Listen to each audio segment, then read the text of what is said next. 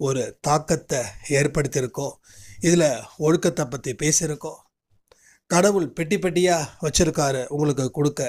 ஆனால் அதை வாங்குவதற்கு இங்கே ஒரு மனுஷனுக்கும் தயார் இல்லை அப்படின்றதையும் பேசியிருக்கோம். நீங்கள் தயாராக இருந்தீங்கன்னா உங்கள் வாழ்க்கை நேரம் உயர்ந்திருக்கும் அப்படின்றதையும், நல்ல சிந்தனைகள் மூலமாக தான் உங்கள் வாழ்க்கையில் பலப்படுத்த முடியும். ஸோ உள்ளுணர்வுகள் மூலமாக சாயப்பா நிச்சயமாக பேசுவார் அப்படின்ற எல்லா விஷயத்தையும் இதில் நம்ம சொல்லியிருக்கோம். ஒரு தனியாக அன்பே சாய் நோட்டை போடுங்க. சொல்லக்கூடிய விஷயங்கள் உங்கள் மனசில் எது எதெல்லாம் உங்களுக்கு தேவையானதுன்றத .1, .2, .3, .4 அப்படின்ற மாதிரி அதை போட்டு எழுதுங்க. எழுதுனதை கமெண்ட் பண்ணுங்கள். ரொம்ப ப்ரைவசி, ரொம்ப பர்சனல்னா இதில் கமெண்ட் பண்ண வேண்டாம். பொதுவான விஷயத்தை நீங்கள் ஷேர் பண்ணுறதுல ஒன்றும் தப்பு இல்லை. ஸோ வாழ்க்கையில் சந்தோஷமான தருணங்களை சாயப்பா நமக்கு கொடுத்துருக்காருன்ற ஒரு விஷயத்தை மறக்காமல் நாம்